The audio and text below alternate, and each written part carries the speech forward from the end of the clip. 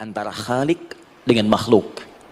Jadi kalau kita ingin bedakan Tuhan dengan hamba, maka di antara titik penting perbedaannya, kata Allah langsung itu terletak pada aspek ibadah, khususnya sholat. Karena itu ketika Nabi Musa alaihi salam berkenan kemudian langsung diperintahkan oleh Allah sehingga disebut dengan kalimullah, yang diajak bicara dan diperkenalkan tentang esensi ketuhanan Allah, maka disebutkan perintah langsung oleh Allah untuk menyembahnya dalam bentuk salat. Al-Quran surah ke-20 Taha ayat ke-14. Kata Allah, innani anallahu la ilaha illa ana fa'budni wa aqimis salata li dzikri. Ya Musa, tidak ada Tuhan kata Allah selain saya. Ya, maka jika engkau telah tahu saya Tuhan, bedanya Tuhan dengan makhluk, fa'budni, maka kewajiban engkau sebagai makhluk menyembah saya. Bagaimana caranya ya Allah, kata Musa? Kata Allah, wa aqimis salata, rahmatullah, wa aqimis salata lidzikri. Maka cara menyembahku itu adalah dengan solat.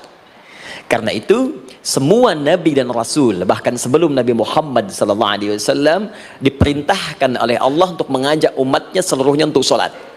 Ya, Nabi Isa alaihissalam solat. Anda buka Quran surah 19 Maryam ayat 31 sampai 33. Nabi Ismail alaihissalam, ya kakeknya Nabi ke-29, solat. Bahkan meminta keluarganya solat. Quran surah ke-19 ayat 55. Wa kana ya'muru ahlahu bis salah. Nabi Zakaria, saudaranya Imran, solat. Quran surah ketiga, ya, ayat ke-38 sampai dengan 39. Ayat 39-nya tegas mengatakan, fanadathu malaika wa huwa qa'imun yusalli fil mihrab.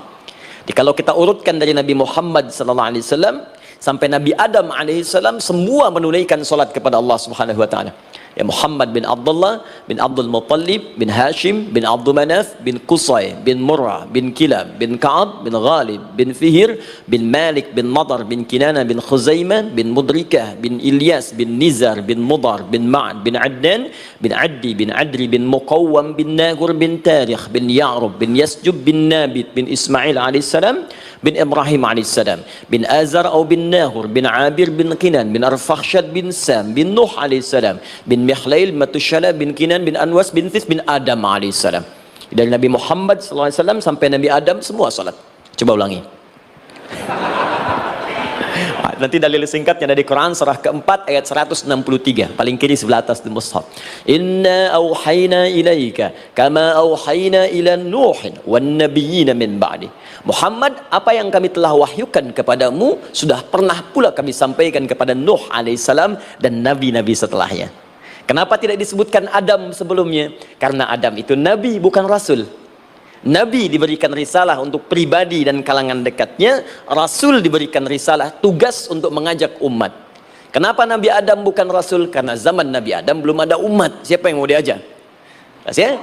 Ini bagian pertama. Jadi kalau kita hari ini masih mendapat kesempatan sholat, alhamdulillah, ini artinya sampai hari ini kita masih benar-benar manusia. Kan kalau ada orang yang kemudian tidak mau beribadah apalagi sholat, terkhusus ketika dia beriman, maka penting dipertanyakan, masihkah ada iman dalam dirinya? Karena itu kata Allah dalam Al-Quran surah ke-8 ayat yang kedua, aku akan perdengarkan namaku sehingga ketika disebutkan itu kita bisa menguji adakah getaran iman dalam jiwa kita. Quran surah 8 Al-Anfal ayat kedua. Innamal mu'minuna alladzina idza dzukirallahu wajilat qulubuhum. Sungguh orang yang masih punya iman itu kalau diperdengarkan nama Allah kepadanya akan ada getaran dalam jiwanya. Karena itu setiap hari 5 kali diperdengarkan nama Allah untuk menguji di jiwa kita masih ada iman tidak. Bahkan dari bangun tidur, bayangkan waktunya dibagi sempurna persis. Dari mulai subuh baru bangun, menjelang ke siang, mau berakhir siang ke sore, sore pindah ke maghrib, hilang kemudian muncul gelap malam. 5 kali persis dibagi waktu, diperdengarkan untuk menguji. Kira-kira setelah subuh siang masih ada nggak iman? Sore masih ada nggak? Ya Allahu Akbar, Allahu Akbar. Karena itu kalau iman masih ada melekat di jiwa kita, demi Allah saya katakan, begitu kita mendengar suara azan, pasti hati kita akan mengatakan, Allahu Akbar, Allahu Akbar. Wih, sudah azan ya? Pernah begitu? Ya, walaupun mungkin setelah selesai, La ilaha illallah, baru azan, belum qomat. Ya, itu normal, gak apa-apa. Yang penting iman masih ada. Nah, ini menunjukkan ada getaran dalam jiwa. Satu itu. Yang kedua, Ini yang jarang dimanfaatkan teman-teman. Jadi seringkali sholat dimaknai pada ibadah formal bagian pertama saja. Adapun yang keduanya, ini yang jarang digali. Padahal sekali saja dalam sehari, itu 5 kali Allah menunggu kita. Ternyata sholat itu satu-satunya wasilah ibadah yang disebutkan dalam Al-Quran untuk langsung memohonkan semua kebutuhan yang kita rasakan. Bahkan sebelum kita diminta sholat, itu kalimat pertamanya bukan ibadahnya. Kata Allah, kau punya masalah apa? Sedang butuh apa? Sedang punya problem apa? Buka Quran surah kedua Al-Baqarah ayat ke-45 sampai 46. Paling kanan pertengahan di usad. Wasta'inu bis-sabri was-salah. Perhatikan kalimatnya, indah sekali. Ya Allah menempatkan salatnya bagian kedua. Kata Allah, wasta'inu, hei hambaku, jika kalian punya persoalan dalam kehidupan, maka perhatikan kalimatnya baik-baik, wasta'inu, mintakan solusinya kepadaku. Jadi kalau sedang punya masalah, bukan bikin status, gak akan selesai. Sedang eksplorasi minyak, gak keluar-keluar, bikin status. Duh, susah sekali yang ngebornya. Gak akan selesai. Jalan macet, bikin status. Jakarta macet, ya gak akan selesai. Ya, apa yang harus dilakukan? Kata Allah, jika anda beriman kepadaku, yakin denganku, maka wasta'inu, punya persoalan, minta kepada Allah. Caranya bagaimana? Satu, bisabri, terima dulu masalah itu, jangan dikeluhkan. Kaidah lain muncul, karena mustahil saya akan titipkan persoalan kalau tidak anda mampu mengatasinya. Kaidah Quran surah kedua ayat 286, kita hafal ayatnya. La yukallifullahu nafsan illa usaha. Perhatikan kaidahnya. Allah tidak mungkin menguji seorang hamba di luar batas kemampuannya. Jadi kalau kita sedang punya ujian di rumah kah, pekerjaan kah, kehidupan sosial kah, sebesar apapun ujian itu, kata Allah, memang karena anda yang sanggup. Kalau nggak sanggup gak akan diuji. Di ujian itu berbanding lurus dengan kemampuan. Mustahil seorang hamba diuji di luar batas kemampuannya. Jadi kalau anda sekarang pun sedang punya masalah sebesar apapun, kata Allah, memang cuma kamu yang sanggup, yang lain tidak. Maka jangan mengeluh. Jangan anda katakan, ya Allah, why me? Kenapa saya? Kata Allah, why not? Memang kamu yang mampu, yang lain tidak. Nah, ketika anda bisa menerima itu dengan sabar, baru datang kalimat kedua, wassalah. Kemudian datang, tunaikan sholat dan mintakan solusi kepadaku lewat sholat. Ya, sedikit ya, lihat sini. Saya berikan sedikit uraian Al-Quran. Saya boleh menulis sini? Boleh ya? Ibu, maaf, agak jauh. Ibu kelihatan ini?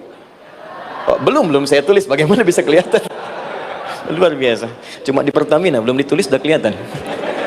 Maaf, lihat sini, wasta'inu. Baik, ya. Saya ingin sedikit sekali. Ini redaksi Quran itu indah sekali diksinya. Wasta'inu. Lihat sini. Kata Allah, jika anda punya persoalan dalam hidup, maka mintakan solusi.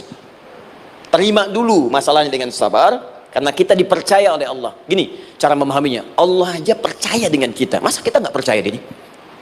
Allah yakin dengan kita, kita mampu. Masa kita nggak yakin? Terima dengan sabar. Kemudian wassalah, mintakan solusinya lewat salat. Kata perintahnya dibuka dengan kalimat wasta'inu. Kalau kita ingin rubah kata perintah ini, fi'il amr, ingin dirubah ke dalam bentuk permohonan, minta, maka rubah kalimatnya menjadi nasta'in. Lihat, nasta'in. Baik, wasta'inu, kata Allah, kalian punya persoalan, ayo minta solusi padaku. Terus kita pengen minta, ya Allah kami ingin minta. Maka dalam bahasa Arab, kalau kita ingin merubah kalimat ini ke dalam bentuk permintaan, kita katakan nasta'in. Saya tanya pada anda, pernah nggak dalam sholat kita mengucapkan kalimat nasta'in? Ada? Masih ingat? Baik, apa kalimatnya? Iyyaka na'budu wa iyyaka nasta'in. Perhatikan, iyyaka na'budu wa iyyaka nasta'in. Iyyaka na'budu, iyyaka, ya Allah, engkau perintahkan aku untuk ibadah. Maka sekarang aku ibadah, sholat, hanya kepadamu saja. Kan kata Allah, kamu sholat. Terus kita katakan, iyyaka na'budu. Sekarang kami sholat, ya Allah. Nama lain sholat itu ibadah. Kalau kita ibadah, na'budu. Dari mana tahunya nama lain sholat ibadah? Quran surah ke-20 ayat ke-14. Fa'budni wa aqimis sholat li dzikri. Ibadah kepadaku, caranya sholat. Maka saat sholat kita katakan, iyyaka na'budu. Ya Allah, engkau perintahkan aku untuk ibadah, sekarang aku ibadah. Wa iyyaka nasta'in. Dan sekarang aku sedang punya persoalan, ya Allah. Aku punya masalah. Aku punya problem. Dan aku yakin hanya engkau yang pasti akan menyelesaikannya. Ketika Anda mengatakan iyyaka nasta'in, perhatikan hadis qudsinya. Hadisnya qudsi. Ya. Al-Imam Al-Bukhari meriwayatkan, Imam Muslim meriwayatkan, An-Nasa'i meriwayatkan dari sahabat Abu Hurairah radhiyallahu taala anhu. Ada lagi yang dari sahabatnya Anas bin Malik. Perhatikan kalimatnya. Idza qala al-'abdu iyyaka na'budu wa iyyaka nasta'in, jika hambaku dalam salatnya benar membacanya, benar dari awal salatnya sampai dengan kalimat iyyaka na'budu wa iyyaka nasta'in, ya Allah, sekarang aku ibadah kepadamu dan sekarang aku punya persoalan. Aku mohonkan solusi darimu. Kata Allah, hadza baini wa baina 'abdi. Ini perjanjian antara aku dengan hambaku. Wali 'abdi. Hadisnya qudsi. Wali abdi, kalau hambaku benar salatnya sampai kalimat ini, masalah, apapun yang dia minta sekarang, aku akan kabulkan. Aku akan kabulkan. Pertanyaan saya, berapa di antara kita yang salat sampai detik ini ribuan kali ruku dan sujud yang memanfaatkan momentum ini untuk memohon? Siapa di antara kita yang ketika salat memohon kepada Allah solusi? Jangan-jangan selama ini salat itu hanya menjadi formalitas saja. Takbir, ruku, sujud, salam, selesai. Takbir, ruku, sujud, salam, selesai. Padahal Allah sudah menunggu hambaku, kamu tuh punya masalah apa? Makanya setiap waktu dibagi 5 supaya hidup kita ringan. Subuh ke zuhur punya masalah, zuhur salat. Begitu kita mohon, tuntas masalah itu. Zuhur ke asar punya persoalan, asar salat. Dijawab oleh Allah, tuntas persoalan itu. Karena itu semua nabi dan rasul, bahkan orang soleh, ketika punya persoalan dalam hidupnya, even itu hanya menulis karya ilmiah, maka mereka akan memulai dengan sholat dan minta kepada Allah Subhanahu Wa Taala. Teman-teman kenal Nabi Zakaria? Bagus. Baik, di sana belum tulis, sudah kelihatan. Sini kenal Nabi Zakaria, alhamdulillah. Tapi nggak apa-apa. Saya ke Sukabumi, Pak. Ada yang kenal Fir'aun? Kenal Fir'aun, kenal, bagus.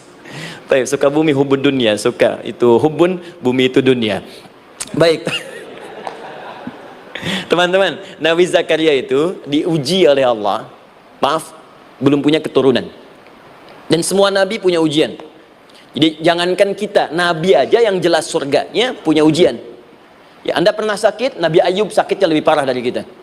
Ya, Anda di keluarga belum ada keturunan, Nabi Zakaria pernah lebih daripada kita. Sampai rambutnya memutih, fisiknya sudah letih, dan menurut medis, maaf sekali, istrinya divonis tidak mungkin punya keturunan, monofus dan mandul, mustahil. Secara klinis gak mungkin, secara medis tidak mungkin. Maka Allah tunjukkan satu isyarat yang sangat luar biasa. Jika Anda mendapati situasi makhluk mengatakan ini mustahil dan sudah angkat tangan, ini tanda pertama dari Allah, langsung tinggalkan pendapat manusia, langsung memohon kepada Allah. Maka turunlah beritanya di Quran surah ketiga Ali Imran ayat 38 sampai 39. Paling kanan sebelah atas di mushaf. Sekarang perhatikan kalimatnya, saya mau sambungkan dengan Al-Fatihah tadi. Hunalika da'a Zakaria rabbah. Di mihrabnya Nabi Zakaria salat bermohon kepada Allah. Qala rabbi habli min ladunka dzurriyyatan thayyibah. Kemudian ia berdoa, Rabbi habli, ya Allah yang maha memberi tanpa batas. Ini adab pertama, kalau teman-teman mau berdoa, sebut nama Allah sesuai dengan hajat kebutuhan kita. Itu yang disebut dengan Al-Asma'ul Husna. Di Asma'ul Husna itu bukan nama-nama indah yang sekedar dihafal, bukan. Tapi nama yang diberikan oleh Allah sesuai dengan kebutuhan hidup kita. Dalilnya Quran surah ke-17 ayat 110. Ya, paling kanan sebelah atas di mushaf, ke pertengahan. Ya, kata Allah, Qulid Allah. Jika Anda punya persoalan, sebut nama Allah. Allah Awir Rahman atau Ar-Rahman. Ayyamma tad'u, tapi kalau Anda ingin spesifik meminta, falahul asmaul husna. Pilih nama Allah, ia punya nama-nama yang indah sesuai kebutuhan kita. Jadi kalau teman-teman misalnya minta kelancaran rezeki, sebut ya Allah ya Razzaq. Anak mau ujian, ya Allah ya Al-Alim. Di proyek misalnya ada hambatan, ada gangguan, ya Allah ya Al-Jabbar ya Al-Malik. Ingin mudah mengatasi ujian, ya Allah ya Sabar, minta. Ya, jangan semuanya disebutkan, nanti jadi beban. Ya, Allahumma ya Rahman ya Malik ya Kudus ya Sabar, gitu kan? Yang tadinya nggak punya masalah jadi punya masalah, gitu kan? Pilih salah satu. Nah, jika Anda ingin memohon pada satu hal yang mustahil menurut manusia, maka minta dengan menyebut nama Allah yang memberi tanpa batas mustahil di dalamnya. Nama Allah tersebut namanya Wahhab. Wahhab. Ya Allah, ya Wahhab. Al-Wahhab. Kalau kita rubah dalam bentuk permintaan, maka singkat kalimatnya dengan hab. Hab. Untuk sendiri habli, untuk banyakkan hablana. Rabbana hablana min azwajina wa dzurriyyatina qurrata a'yun. Nabi Zakaria minta karena sendiri yang mengalami situasi itu, maka beliau katakan, Rabbi habli, ya Allah, habli min ladunka, ya Allah yang tak punya batas dalam pemberian. Mereka mengatakan aku tak akan punya keturunan. Mereka mengatakan mustahil aku punya anak. Dan aku yakin kau memberi batas tanpa memberikan pemberian tanpa batas. Aku mohon darimu saja. Darimu saja. Dzurriyyatan thayyibah, keturunan-keturunan terbaik. Innaka sami'ud du'a. Engkau pasti mendengar doa saya. Kalau pada yang maha memohon saja, maha mendengar saja tidak mengabulkan, lantas kepada siapa lagi aku mesti minta? Tapi poinnya bukan itu. Poinnya adalah ini disampaikan oleh Nabi Zakaria dalam keadaan sedang sholat. Masih berdiri dalam sholatnya. Dalam bahasa Arab berdiri disebut dengan qaimun, qaim, berdiri. Sedang sholat disebut dengan yusolli. Perhatikan ayat 39-nya. Fanadathul malaikatu wa huwa qaimun yusolli fil mihrab. Maka seketika ketika doanya selesai dipanjatkan, sholatnya belum selesai. Doanya selesai dipanjatkan, seketika datang malaikat menyampaikan, kamu dapat kabar gembira, Anda akan punya anak, bahkan namanya langsung diberikan oleh Allah, Yahya, artinya hidup. Yang mustahil menurut manusia, lahir dari rahim seorang perempuan yang divonis monopos dan mandul, kata Allah, bagiku yang gak ada yang mustahil. Jadi dan hidup dia. Kapan itu terjadi? Masih sholat dan belum selesai dalam sholatnya, dalam keadaan berdiri. Sekarang saya tanya Anda, kita membaca iyyaka na'budu wa iyyaka nasta'in dalam keadaan ruku atau sujud? Sujud, berdiri. Berdiri teman-teman. Betul kan? Dalam keadaan berdiri saat baca Al-Fatihah. Iyyaka na'budu wa saat kita mengatakan wa iyyaka nasta'in, Allah balik bertanya, apa yang kamu butuhkan? Nabi Zakaria itu sholat dulu baru minta. Kita umat Nabi Muhammad karena keutamaan nabinya, sebelum sholat dah ditunggu. Butuh apa? Mau minta apa?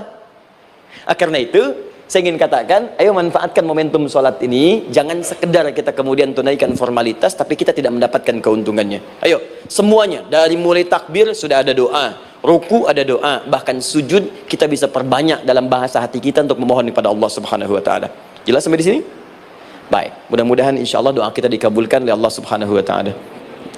Ini baru mukaddimah, kita belum mulai, ini pengantar. Tema kita hari ini tentang Al-Quran. Dan mudah-mudahan kita diberikan insya Allah kelancaran untuk bahasan kita. Dan topik ini insya Allah akan memberikan banyak manfaat dari apa yang kita kerjakan dalam keseharian kita. Saya mohon izin untuk melambatkan bacaan karena tadi hanya mengantarkan saja. Teman-teman, kenapa mesti Al-Quran? Apa esensi Al-Quran? Dan kenapa Al-Quran diwahyukan pada Nabi Muhammad SAW? Apakah khusus untuk sekedar dibaca? Atau ada satu nilai yang sangat penting yang justru itu mengandung nilai mukjizat yang paling dalam dari Al-Quran? Yuk kita mulai dengan Al-Quran surah kedua Al-Baqarah ayat ke-38, paling kanan sebelah atas, disambungkan dengan Quran surah kedua ayat 185, paling kiri pertengahan di mushaf. Quran surah kedua ayat 38 dengan Quran surah kedua ayat 185. Saya mulai dari kisah Nabi Adam, saya pelan-pelan. Nabi Adam saat diciptakan oleh Allah, kemudian diberikan informasi bahwa beliau akan bertugas di bumi, beraktivitas di bumi. Disampaikan di Quran surah kedua ayat 30, paling kiri sebelah atas. Wa idh qala rabbuka lil malaikati inni ja'ilun fil ardi khalifah. Kata Allah, dan pelajari, ingat ketika kami menyampaikan pada para malaikat, kami akan menugaskan satu makhluk, manusia namanya Adam, di bumi tugasnya. Untuk menjalani hidup di bumi. Nah, secara singkat, setelah Nabi Adam turun ke bumi di awal masa bersama Sayyidah Hawa, ya alaihi wassalam, maka ternyata bersamaan dengan turunnya Adam dan Hawa ke bumi itu, mereka berdua dibekali petunjuk. Yang dengan petunjuk itu, ini yang dahsyat. Allah jamin semua aktivitas hidupnya, dari mulai yang sederhana sampai yang kompleks, pasti jika diikuti petunjuk ini, dia akan senang menjalaninya dan akan tenang mendapatkan hasilnya. Ya, perhatikan kalimatnya. Quran surah kedua ayat 38. Fokus. Qul nahbitu minha jami'a. Kata Allah, sekarang tiba saatnya. Adam, Hawa, turun kalian ke bumi. Kalau setan kita tinggalkan aja ya. Ini kita bahas Adam dulu. Turun kalian semua ke bumi. Fa imma ya'tiyannakum minni huda. Maka nanti sejak kalian tiba di bumi itu, aku akan turunkan satu petunjuk disebut dengan hudan namanya. Hudan. Fokus. Faman tabi'a hudaya, maka jika Anda dan keturunanmu mengikuti semua detil di petunjuk ini, fala khaufun 'alaihim wala hum yahzanun, maka aku pastikan engkau dan seluruh keturunanmu akan menjalani hidup di muka bumi dengan tenang dan senang. Fala khauf, khauf itu gelisah, takut. Lawan dari takut apa? Tenang. Lawan dari gelisah, tenang. Kata Allah, jika Anda mengikuti tuntunan hidup yang ini, maka saya jamin semua hidupmu tenang. Walahum yahzanun, dan saya pastikan selama hidup di muka bumi itu kalian tidak akan pernah bersedih. Senang. Lawan sedih itu senang. Jadi ternyata kita itu diminta tugas di bumi itu bukan untuk dipersulit. Jadi kalau ada yang hidup sampai saat ini sedih deh, di rumah tangga sedih, di kantor nggak tenang, pasti di antara poinnya bukan nggak mampu senang, tapi boleh jadi yang hidup ini tidak membaca petunjuk kehidupannya. Anda kerja di perusahaan, teman-teman ada yang di Pertamina, ada yang di yang lain. Kalau Anda nggak ikuti petunjuk, kan pekerjaan tidak akan berlangsung dengan nyaman, kan? Kalau Anda nggak ikuti aturannya, bagaimana bisa mengerjakan petunjuk itu dengan nyaman? Maka apalagi hidup yang kompleks. Kata Allah, sejak Adam saya turunkan, sudah ada petunjuk kehidupan, saya namakan dengan hudan. Anda ikuti petunjuk ini, maka langsung jaminan dari Allah, semua yang Anda jalani dalam hidup, pasti saya jamin senang dan tenang. Petunjuk ini disebut apa? Hudan. Nah, agak cepat. Di setiap masa, Nabi Adam selesai hidupnya, generasi kemudian berkembang, datang lagi Nabi Nuh, sampai ke Nabi Muhammad SAW. Perhatikan baik-baik. Setiap berganti generasi akan turun hudan sesuai dengan kebutuhan masyarakatnya pada saat itu. Baik, Nabi Musa menerima kitab apa namanya? Nabi Musa, Taurat. Taurat disebut hudan dalam Al-Quran. Muncul Nabi Musa, kitabnya disebut Taurat. Perhatikan baik-baik. Tahukah teman-teman ketika Taurat disebutkan dalam Al-Quran? Buka Quran surah ke-17. Ya, ayat yang kedua. Wa ataina Musal kitaba, kami berikan kepada Musa kitab. Lihat, wa ja'alnahu hudan li bani Israil, dan kitab yang kami berikan itu yang disebut Taurat, Ali Imran ayat yang ketiga, wa anzalat Taurata wal Injil, kami berikan Taurat kepada Musa. Nah, saat Allah turunkan Taurat itu hudan li bani Israil, isi Taurat ini adalah petunjuk kehidupan khusus untuk Bani Israel saja, umatnya Musa. Jadi kalau umat Nabi Musa mengikuti petunjuk hudan Taurat ini, kata Allah, saya jamin semua hidupnya tenang dengan senang. Nabi Isa turun Injil. Injil disebut hudan dalam Al-Quran. Dan yang terakhir, saya cepat karena waktu kita terbatas, ketika Allah menurunkan Nabi Muhammad SAW dan dipilih sebagai Rasul, maka saat yang bersamaan beliau pun diberikan petunjuk untuk umatnya. Dan dahsyatnya, petunjuk itu pun disebut dengan hudan. Buka Quran surah kedua ayat 185. Syahrul Ramadan alladzi unzila fihi al-Quran. Di bulan Ramadan itu, kata Allah, saya turunkan Al-Quran. Kenapa saya turunkan Al-Quran? Hudal linnas.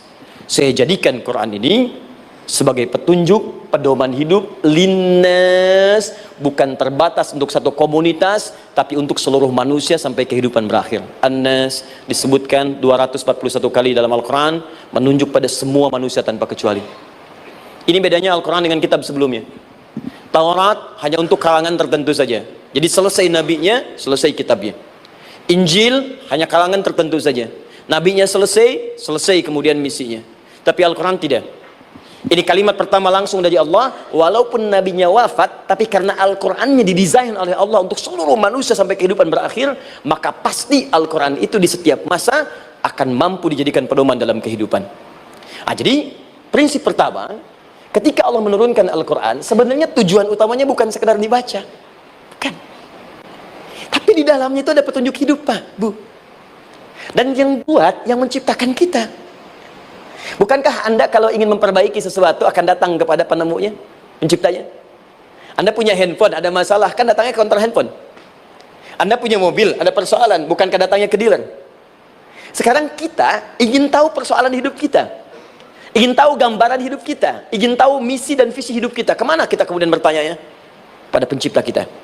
Nah, kata Allah, ketika saya utus manusia pertama kali ke bumi, saya sudah turunkan bagaimana cara menjalani kehidupannya.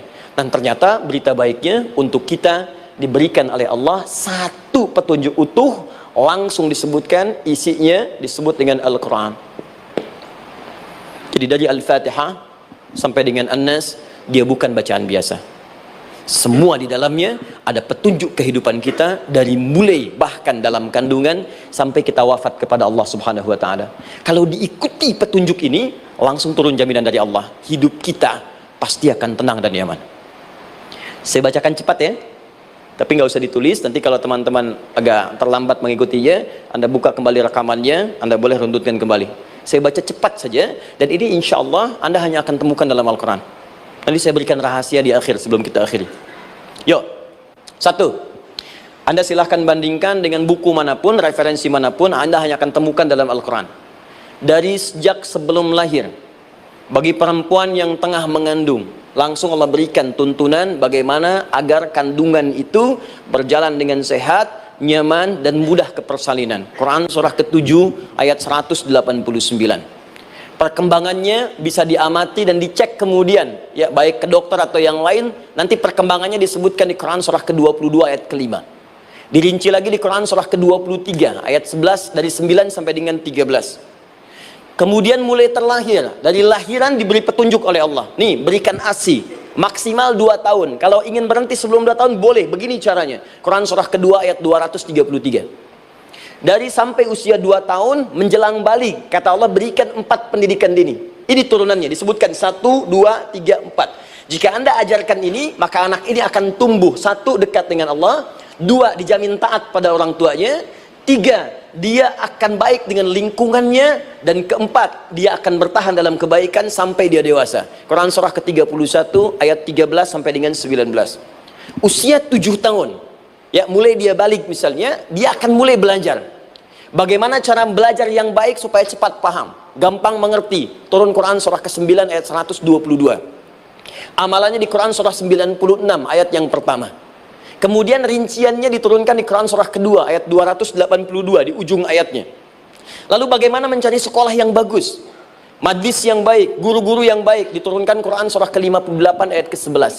Dicontohkan tentang Maryam dan Nabi Isa alaihissalam di Quran surah ketiga ayat 35 sampai dengan 37. Naik lagi, dia mulai dewasa, ya, mulai bergaul, bahkan kadang-kadang merantau, punya tempat komunitas berbeda. Bagaimana supaya dia bergaul tidak terpengaruhi lingkungan yang tidak baik. Maaf ya, kadang-kadang ibu yang sudah mengandung, melahirkan, ayah mencari nafkah, tiba-tiba anak pergi bahkan ke kampus, ke sekolah, dapat teman yang gak bagus, pulang-pulang mengecewakan Anda. Dan bagaimana menemukan tempat-tempat yang baik untuk bisa menjaga perilaku anak ini? Ditemukan nanti di Quran surah ke-49 ayat ke-13-nya. Dirinci perkembangannya di Quran surah ke-12 Yusuf ayat 2 sampai dengan ayat 29-nya. Sampai ketika dia akan mulai kemudian menikah, kata Allah, pilih pasangan yang baik dengan ta'aruf, berikan mahar yang sempurna. Quran surah ke-4 ayat ke-4. Kemudian dia mulai menikah, kata Allah, sebelum menikah pelajari dulu fikih nikah. Banyak orang yang menikah tapi karena tidak belajar tentang persoalan rumah tangga, apa yang akan terjadi di rumah tangganya. Detil Pak, Bu. Kata Allah, ini kalau kamu berbuat begini akan ada miskomunikasi. Kalau ada miskomunikasi persoalannya akan begini, solusinya begini. Maka diturunkan dasarnya di Quran surah ke-30 ayat 21, detilnya di Quran surah ke-4 ayat 34 sampai dengan 35. Paling kiri sebelah atas sampai dengan ke tengahnya. Anda berlanjut, diterangkan oleh Allah, hei, tugas suami saat mulai pertama kali menikah, maka tugas yang pertama siapkan untuk mencari nafkah. Bagaimana caranya ya Allah? Diturunkan oleh Allah. Satu, jangan takut kehilangan rizki. Jangan pernah mencuri, jangan pernah ngambil punya orang, karena punya kamu akan saya berikan sempurna. Kamu ngambil punya orang, maka kamu akan menyulitkan diri sendiri. Itu akan dikembalikan pada yang berhak. Ya, turun Quran surah ke-51 ayat 22. Dirinci, begini cara nyarinya. Quran surah kedua ayat 168. Kalau Anda ingin cepat baru bergerak, rizkinya sudah dapat. Quran surah kedua ayat 172. Ada yang dahsyat, dia belum keluar, rizkinya yang mendatangi dia. Jadi nanti di Al-Quran ada 8 jenis rizki. Di antara yang paling hebat, ada yang belum Anda datang, rizkinya sudah menjemput. Ada orang mendatangi rizki, ada rizki mendatangi dia. Contoh, Al-Imam Asy-Syafi'i sedang berdiskusi dengan Imam Malik, gurunya. Kata Imam Asy-Syafi'i, Syekh, rizki itu mesti saya cari dulu, baru kita dapat. Kata gurunya, ya Syafi'i, ada rizki yang cukup kita beramal dekat kepada Allah, dia akan datang tanpa kita cari dengan ikhtiar manusia. Kata Syafi'i, mustahil. Kata Quran kan kita kerja dulu, baru datang. Kata Imam Malik, gurunya, kamu yang belum sampai, kita amalkan ini, rizki datang. Maka berhenti sampai di situ, Imam Syafi'i pamit, di jalan tiba-tiba, beliau mendapati ada panen anggur, Pak, Bu. Terus dipanggil sama yang punya kebun. Ya, pemuda, katanya, sini. Mau bantu nggak? Kalau kamu bantu, kami berikan anggurnya. Maka beliau bantu, panen, petik, sampai setelah selesai diberikan anggur yang besar-besar, hanum. Senyum, senang beliau. Ternyata senangnya bukan karena dapat anggur. Senangnya karena merasa pendapatnya benar. Kalau saya nggak bantu panen ini, nggak akan dapat saya anggur. Cuma karena saya bantu, saya diberi ini. Maka rasa senangnya inilah dibawa kemudian kepada gurunya, ingin laporan. Tapi perhatikan adabnya. Dia tidak mengatakan, guru, nih saya benar, kalau saya nggak ikut panen, nggak dapat saya ini. Perhatikan kalimat Asy-Syafi'i. Guru, tadi saya di jalan, dipanggil oleh pemilik kebun, ikut panen anggur. Begitu saya bantu, saya diberikan anggur ini. Beliau tekankan dengan kalimat yang kencang pada kalimat, begitu saya bantu, saya dapat anggur ini. Imam Malik tersenyum mengatakan, Masya Allah Syafi'i, luar biasa. Ini siang begitu panasnya, tadi saya mau keluar ngajar, terfikir di benak saya, Allah, kalau ada anggur yang besar-besar, enak rasanya. Tiba-tiba kamu datang bawa anggur.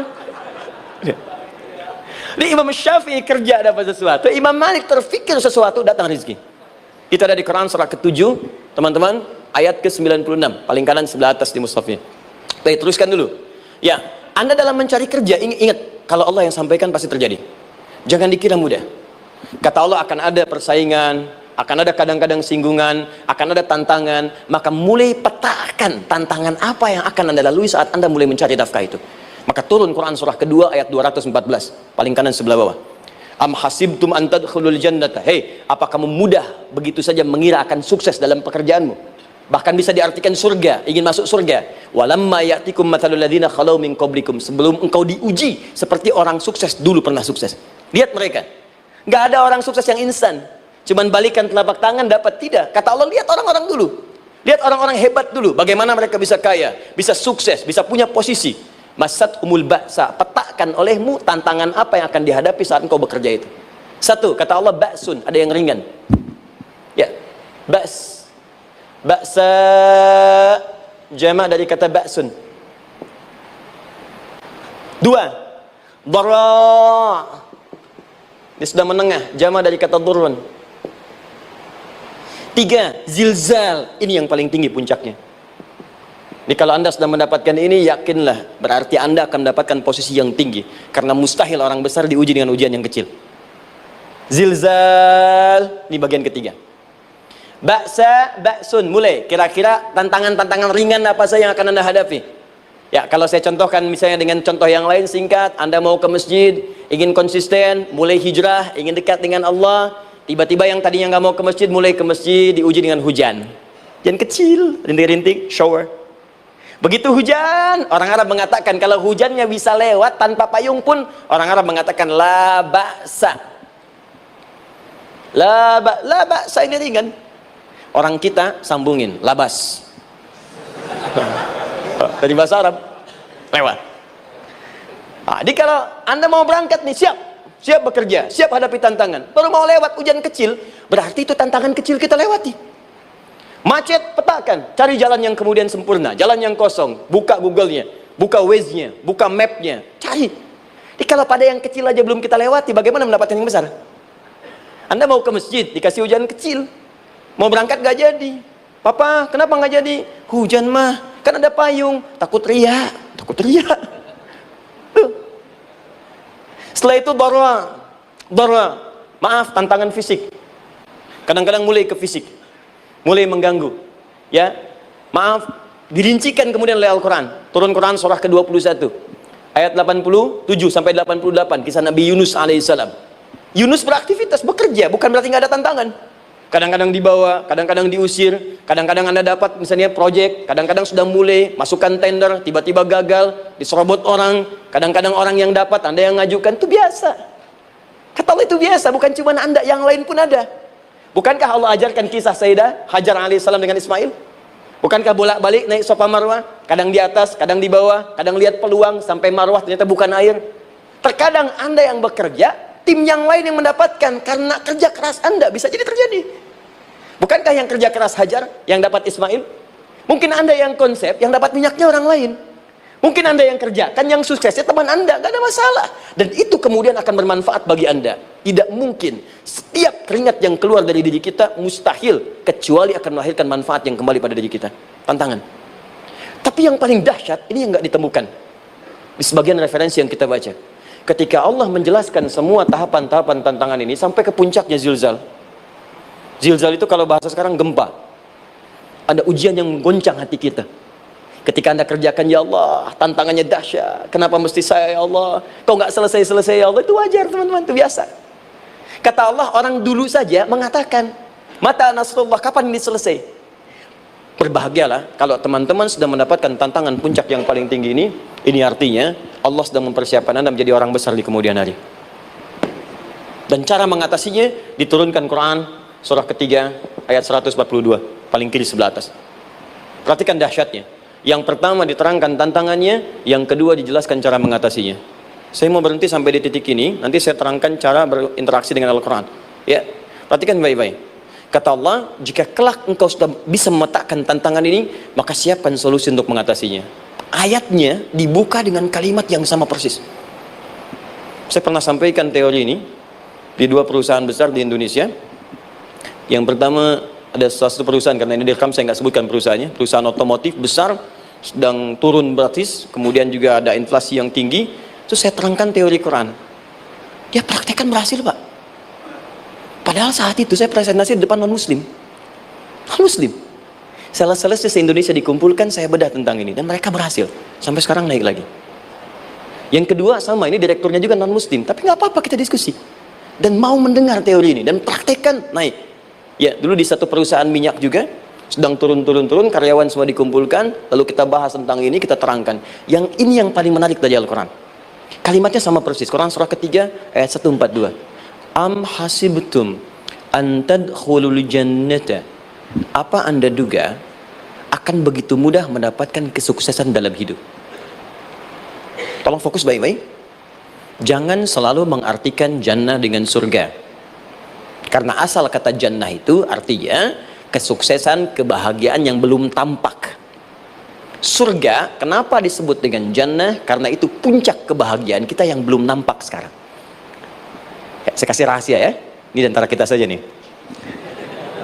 Kalau ada kata jim dengan nun di depannya, itu pasti tidak nampak, tersembunyi. Apapun tambahannya.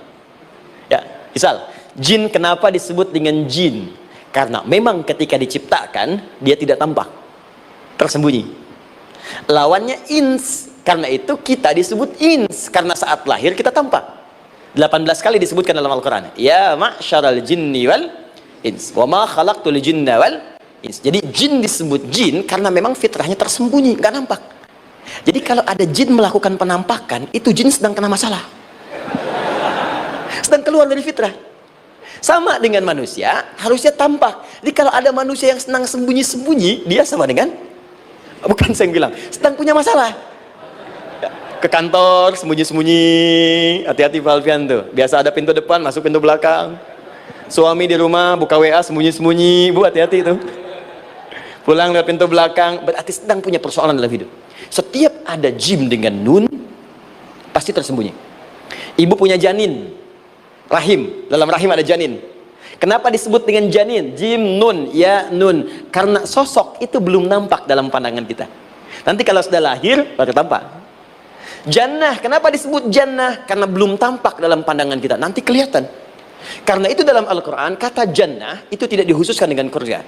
Tidak dikhususkan dengan surga. Kadang-kadang menunjuk aspek kesuksesan yang belum tampak. Anda mau ngubur minyak, minyaknya belum tampak. Belum kelihatan. Anda mau kerja, ya hasilnya kan belum tampak, baru ikhtiar sekarang. Karena itu orang Arab disebut kaya kalau mereka mendapatkan kebun yang tak tampak sebelumnya. Kebun anggur, bukan kurma, kalau kurma banyak. Kebun anggur, ada apel, ada jeruk, sampingnya ada sungai-sungai, disebut dengan jannah. Ya, kalau punya unta, nggak kaya di Arab, biasa. Karena yang kelihatan padang pasir, unta, hitam, merah, biasa. Tapi kalau sudah punya kebun anggur yang sulit di padang pasir ada kebun, itu baru disebut kaya.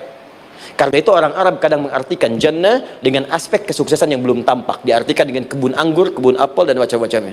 Perhatikan, am hasibtum an tadkhulul jannah. Apa Anda duga ingin sukses itu begitu mudah? Sukses jadi tidak. Walamma ya'lamillahu alladhina jahadu minkum wa ya'lamas sabirin. Perhatikan baik-baik.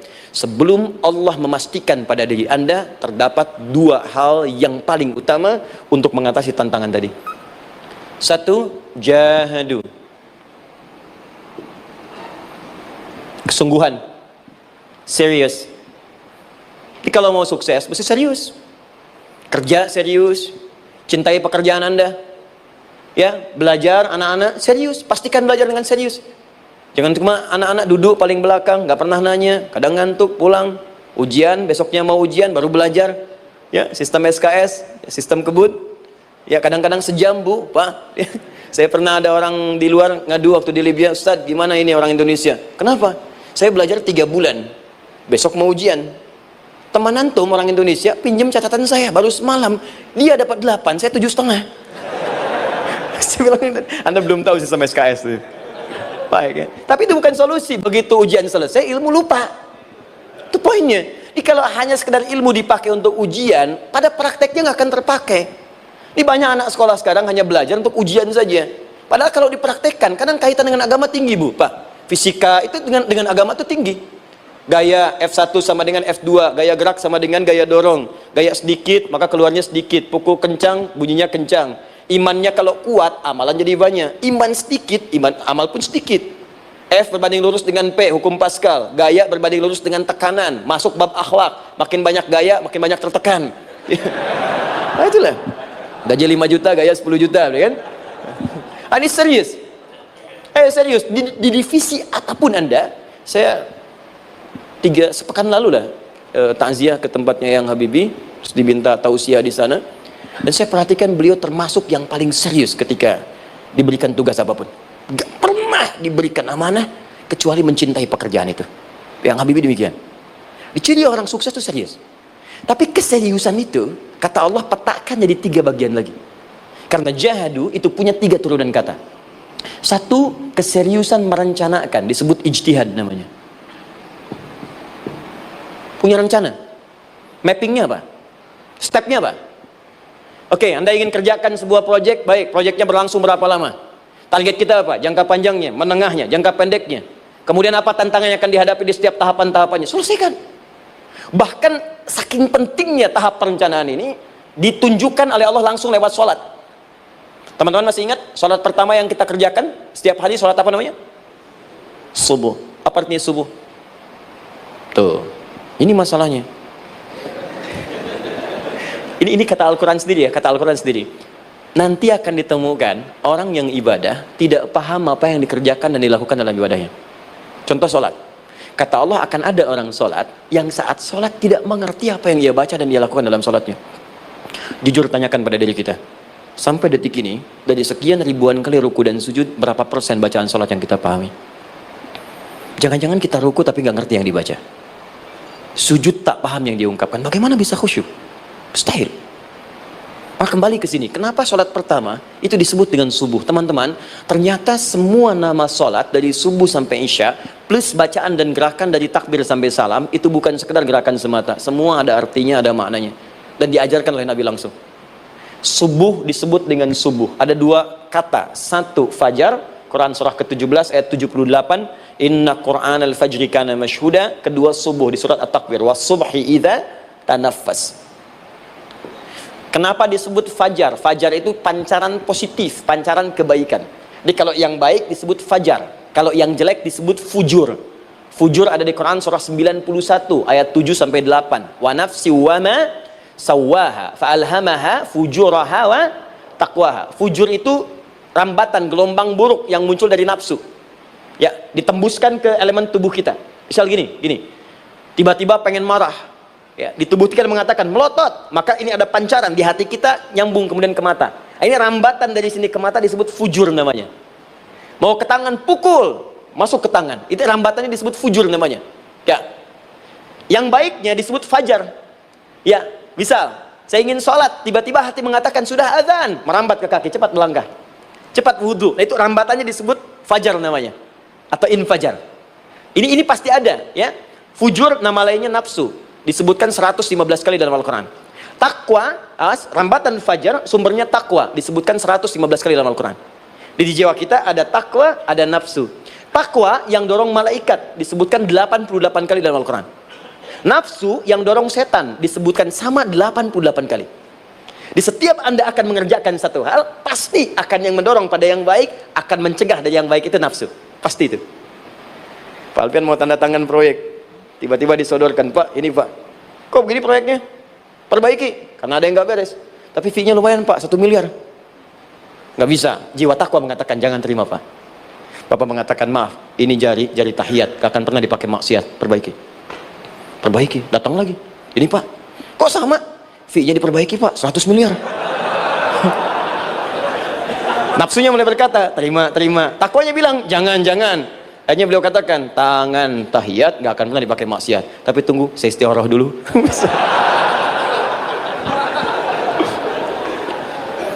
Nah, waktunya, ini salatnya disebut fajar. Kenapa disebut fajar? Karena saat kita tidur, terus dengar suara azan, Allahu Akbar, maka memancar dari iman kita, rambatan untuk merespon suara itu, bangun kita untuk menunaikan salat. Waktunya disebut subuh. Kenapa disebut subuh? Dari kata asbah. Asbah itu artinya yang siap dengan rencana. Dia orang Islam tuh nggak ada yang bangun dari tidurnya kecuali punya rencana jelas yang akan dieksekusi di hari itu. Makanya sebelum kita bekerja mengeksekusi itu, kita datang menghadap Allah supaya Allah berikan kemudahan di setiap aktivitas kita. Coba lihat manajemen Nabi. Bukankah sebelum tidur beliau istighfar dulu? Dirinci pekerjaannya, dicatat yang akan dikerjakan besok, istighfar 70 kali, 100 kali, sehingga dengan istighfar saat tidurnya tenang. Coba kita biasakan. Ada yang baca Quran, ada yang istighfar. Kalau nggak percaya silahkan cek. Begitu Anda lakukan, tidurnya enak. Besoknya rencana itu sudah siap. Makanya ketika bangun, siap jam 7 mau kemana, jam 8 ada di mana, jam 12 kerjakan apa. Sebelum mengerjakan itu, datang kepada Allah, sujud, ya Allah, saya punya rencana ini, tolong mudahkan. Begitu caranya. Itu yang disebut dengan subuh. Nah, sekarang kembalikan, peta hidup kita mau seperti apa ke depan? Ijtihad. Yang kedua, kalau sudah jelas konsepnya, visinya sudah ada, maka jihad. Yang kedua, jihad. Jihad itu eksekusinya, aksinya, actionnya, perjuangan fisiknya. Rencananya apa? Tahajud malam nanti. Bismillah. Jam berapa? 2:30. Baik, yuk kita mulai rencanakan. Eksekusi rencananya. Bagaimana cara kita bangun 2:30? Pasang alarm. Jam berapa alarm dipasang? 3 kali. Pertama 1:30, kedua 2 kurang 1/4, ketiga jam 2 lewat 1/4. Baik. Alarm pertama untuk mematikan alarm kedua. Alarm kedua matikan alarm ketiga. Ketiga siap-siap. Baik. Siap bangun. Jihad. Awas, ini penting ya. Jihad itu jangan dipersempit maknanya kepada situasi peperangan saja, tidak. Banyak jihad itu luas sekali medannya. Karena jihad itu perjuangan fisik. Dan maaf sekali, dalam konteks perang pun bukan menyerang orang, tapi membela diri saat diserang. Di Islam itu bukan agama ekspansi. Cek di sejarah, nggak ada Islam menyerang. Yang ada itu membela diri saat diserang. Atau saat orang lain dizalimi dan kita diminta untuk terlibat, kita membantu. Ini bukan dalam konteks sekarang yang banyak dibincangkan, tembak orang, bom orang, nyerang orang, bukan. Itu waktu kejadian bom Tamrin itu pertama, saya di Lampung posisinya. Itu begitu meledak, tuar. Pertanyaan pertama Pak di Balistani, Ustadz, apakah bom di Jalan Tamrin termasuk jihad fisabilillah? Saya bilang, Pak, sependek pengetahuan saya, jihad fisabilillah itu jihad di jalan Allah, bukan di jalan tamrin. Kaidahnya beda. Nah, misal mencari nafkah itu jihad. Cari nafkah jihad. Quran surah keempat ayat 34, paling kiri sebelah atas. Tugas pertama ketika menikah, kata Allah, ar-rijalu qawwamuna 'alan nisa. Setiap lelaki itu diminta oleh Allah untuk mengatur bagian rumah tangganya. Jadi pemimpin di rumah tangganya. Ya bima faddalallahu ba'dahum 'ala ba'din, karena diberikan kemampuan untuk memimpin. Di pemimpin itu ada di suami. Dan ciri khas pemimpin, Bu, biasanya ciri khas pemimpin apa, Bu? Bukan tegas, bukan. Ciri khas pemimpin itu tidak mau dipimpin.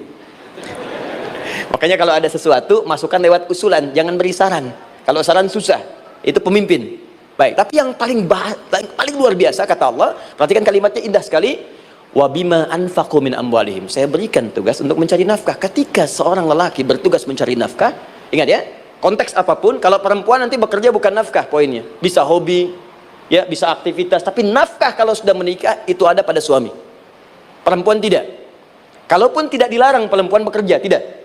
Sayyidah Aisyah mengajar, ada yang para sahabiah jadi perawat, ya, ada yang pengajar. Banyak dulu sahabat Nabi yang perempuan mengajar. Ya, kan ada pelajaran-pelajaran khusus perempuan. Ya, ada bagian perawat, ada dokter. Ini kan yang ngandung perempuan, masa yang periksa laki-laki?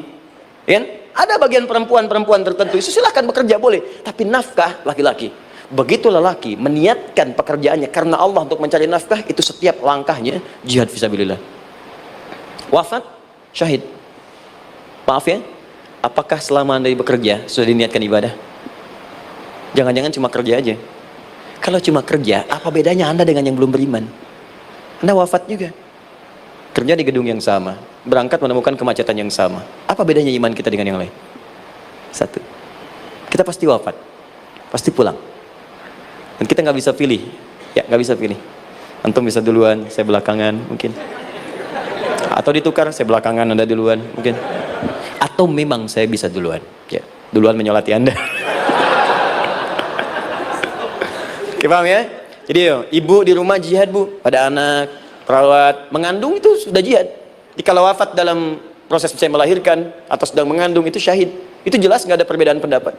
Anak-anak yang sekolah niatkan ibadah, Bu, Pak. Mohon maaf ya, mesti ada bedanya. Iman kita di rumah mesti itu terpancar kepada anak-anak. Ajarkan mereka sekolah yang baik. Pilih sekolah yang mengajarkan sholat, mengajarkan baca Quran. Sekarang banyak kok. Fisikanya bagus, Qurannya bagus, kimianya bagus, sholatnya juga bagus. Cari. Kalau bisa dunianya bagus, akhirat bagus, kenapa hanya pilih dunia saja? Siapkan, itu jihad. Terakhir, tidak mudah mengeksekusi ini, pasti ada tantangan yang ketiga, namanya mujahadah. Mujahadah, tantangan mengatasi gejolak jiwa. Kadang-kadang malas, capek, ya belum eksekusi dilakukan, sudah berdebat pada yang tidak penting, sehingga tidak menghasilkan kesimpulan, ragu-ragu, khawatir, maka atasi semua itu. Turun Quran surah kedua ayat 216. Kutiba alaikumul qitalu wa huwa kurhul lakum. Kalau engkau sedang tidak nyaman, maka perangi ketidaknyamanan itu jika engkau ingin mendapatkan kesuksesan yang telah engkau cita-citakan. Asa an takrahu syai'an fa huwa khairul lakum. Boleh jadi apa yang engkau tidak rasakan sekarang, engkau rasakan gak enak, gak nyaman, di balik itu Allah sedang siapkan sesuatu yang lebih baik untukmu. Wa asa an tuhibbu syai'an fa huwa syarrul lakum. Mungkin yang engkau harap-harap sekarang boleh jadi itu belum baik untukmu sekarang. Allahu ya'lamu wa antum la ta'lamun. Karena Allah lebih tahu masa depan, engkau pikiranmu pendek sampai di sini saja. Maka teman-teman sekalian, kembalikan lagi, tidak pernah Anda akan temukan dalam Al-Qur'an kecuali bimbingan hidup yang semuanya nyata. Silahkan cek. Itu baru pekerjaan, belum ibu di rumah, ibu capek merawat anak, kadang mengeluh, kadang nangis. Turun Quran surah ke-17 ayat 23. Kadang-kadang ada beda pendapat dengan suami, Quran surah ke-4 ayat 34 sampai 35. Masalah kondangan saja, Pak, bisa beda pendapat. Ya. Ya, Pak, kan ada family gathering malam, Mama pakai baju apa ya? Hijau apa yang biru? Masya Allah, kata Anda biru bagus, Mah. Kata Mama kayaknya hijau deh, Pak. Tuh. Nanya tapi udah punya jawaban. Ya, bagus kalau dipakai, begitu keluar kuning. Naik lagi, Anda udah 40 tahun, anak masih ada, turun Quran surah ke-46 ayat 15. Kemudian naik lagi, sampai Anda sepuh, sampai kembali ke keadaan tidak normal, seperti anak-anak lagi, Quran surah ke-22 ayat ke-5. Sampai ada amalan, kalau Anda jangan kira Anda akan hidup selamanya, Anda pasti wafat. Quran surah ke-3 ayat 185. Bahkan diajarkan, kalau wafatnya ingin enak, begini caranya. Pelajari, Pak, jangan cuma dunia, kita akan meninggal. Ini ada di Quran, kalau pengen meninggalnya enak, begini caranya. Ya kalau nggak percaya silahkan amalkan. Nanti kita akan lihat di akhir. Ya, betul akan kelihatan. Quran surah ke-89 ayat 27 sampai 30. Kalau kalian nggak pelajari ini, silahkan kata Allah, saya berikan yang ini yang kedua sampai dipukulin malaikat. Quran surah ke-8 ayat ke-50. Sampai di alam kubur dijelaskan, kalau nanti Anda wafat, Anda pindah ke alam kubur, kalau ingin di kuburnya terang, nyaman, banyak rezekinya, lakukan amalan Quran surah ketiga ayat 169 sampai 172. Tapi kalau Anda abai, Anda akan seperti Firaun dulu. Setiap pagi sampai petang ditampakkan neraka.